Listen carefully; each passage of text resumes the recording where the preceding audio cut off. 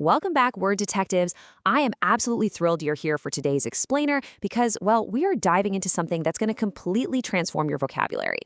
Look, if you're training for a spelling bee, you already know that memorizing thousands of words one by one is just exhausting, right? It's literally a headache. But what if you didn't have to? Professor Owl is hanging out with us today to kick off this ultimate spelling bee training explainer. We're going to look at just one powerful Latin root, and I promise you, by the end of this session, you'll have 15 massive words permanently locked into your brain. Okay, let's just dive right into this. So before we spell a single word, I really want you to memorize this one sentence. Ready? What good thing is happening here? That's it. That is our golden rule today. It is your absolute secret weapon when you're standing up on that stage, the lights are glaring, and the judges throw a word at you that you've literally never heard before. If you hear our target root today, I want you to just pause, take a deep breath, and ask yourself this exact question. It's kind of like a master key, really.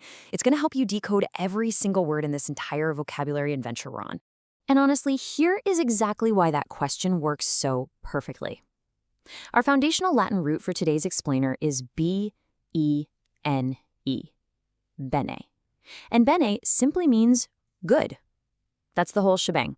It is the absolute anchor for our entire focus today. Every single time you see or hear bene in a word, your brain should immediately flash a big, bright neon sign that just says good. This root is going to be your absolute best friend in a spelling bee. So let's lock it in and see exactly how it works out in the wild. All right, moving right along to round one, giving and receiving good. In a spelling bee, words are kind of often grouped by themes, so let's start by looking at the actual exchange of good things, the giving and the receiving. First up, we've got benefit, B-E-N-E-F-I-T. See how it breaks down? We have bene, which we know means good, and fit, which actually comes from a Latin root from making or doing. So a benefit is literally something good that happens, or something genuinely helpful that you receive. Think of it like our friend Sunny Bee handing you a beautifully wrapped gift box. That gift, it's a benefit. Second, we've got beneficial, B-E-N-E-F-I-C-I-A-L. Here, bene meets fic, which also means make, so making good. Imagine a magic plant just growing taller and stronger every single day because it's soaking up all that beneficial sunshine. The sunshine is super useful, right? It's producing good results for the plant. Now, it is incredibly easy to trip up on these next two words, like happens all the time. We have benefactor and beneficiary. Let's break them down side by side so you don't fall into the trap. A benefactor, ending in OR, is the actor of the good deeds. Fact means do, or means person. This is the person who gives. Think of someone donating a bunch of books to a school or, handing out a college scholarship. A beneficiary, on the other hand, ending in IARY, well, that's the person connected to receiving that good thing. They're the ones actually accepting the scholarship. So the benefactor gives, the beneficiary receives. Simple as that.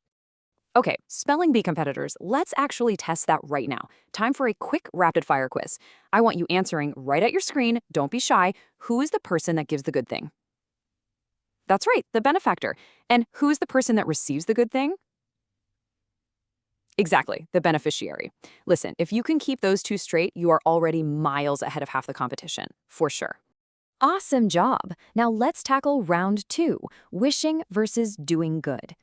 Welcome to what I like to call the boss level of the spelling bee. This is the exact trap judges use to eliminate spellers. We're looking at the absolutely crucial difference between merely wishing for something good to happen and actually getting out there and doing something good. Our first boss level word is benevolent, B-E-N-E-V-O-L-E-N-T. We've got bene for good and vol for wish, so literally wishing good. Just imagine our benevolent Sunny Bee buzzing around a garden wishing every single flower a wonderful, successful day. It's an incredibly kind sentiment, isn't it? And the noun form of that kindness? That's benevolence, B-E-N-E-V-O-L-E-N-C-E. It just means goodwill, but remember the absolute key here. It is all about the wish. Now contrast that with beneficent, B-E-N-E-F-I-C-E-N-T. Do you see that fic in the middle of the word again? Just like we saw in beneficial, fic means to make or do. So a beneficent person isn't just wishing you a good day, they are actively making it a good day. Think of a beneficent charity actually bringing hot food to hundreds of families. They're taking real, tangible action. And its noun form is beneficence, B-E-N-E-F-I-C-E-N-C-E, meaning active kindness. So here is the crucial takeaway. The benevolent person says, hey, I hope you succeed. They wish you well. The beneficent person says, here is a scholarship to actually help you succeed. They act. One wishes, one acts. Both are totally good. But in a spelling bee context, confusing the definitions of these two very similar sounding words is a super common mistake. Honestly, don't let it be yours. All right, let's move on to round 3, blessings and gentle words. We're going to slow the pace down just a little bit here and tackle some truly beautiful older words that judges absolutely love to pull out of their hats. First up on our gentle words list is benediction. BENEDICTION. This is a very, very common spelling bee word. Here, bene combines with dict, which means to speak, so literally speaking good words. Picture wise old Professor Owl standing up at a wooden podium, unrolling this fancy golden graduation scroll and speaking really kind, encouraging words to all the graduating students. That blessing, that is a benediction. And if we want to describe something as expressing those blessings, we'd use the word benedictory. Like a benedictory prayer given by a minister. Now, you always got to stay alert in a spelling bee. Consider this your massive warning sign. The word is benign, meaning gentle, harmless, or kind. For example, maybe a doctor saying a growth is benign. But listen super closely to the spelling on this one. BENIGN. That silent GN ending is incredibly tricky. It gets people all the time. My absolute favorite memory trick for this, just think of a gentle bee that never stings. That bee is benign. But please, whatever you do, do not forget that silent G when it's your turn at the microphone. Let's just quickly round out the rest of the benate family here. We've got benignity, which is really simply the noun form of benign, meaning gentleness. Then we have a really beautiful old word, benison, benison. It just means a blessing. Imagine weary travelers leaving a grand castle with a king's benison. It's all about good wishes and good fortune. Then we have benevolently, which is simply adding that ly suffix to benevolent to describe how an action is done, in a kind way. And finally, well-being. Now, I know what you're thinking. It doesn't strictly spell out BENE, but it shares the exact same DNA. It simply means being good, healthy, and happy. All right, moving to the climax, the Bene Kingdom. Word detectives, it is finally time for the grand finale. Let's review this absolutely incredible kingdom of words that you have just conquered. Honestly, this right here is exactly why we study roots instead of grinding through individual flashcards.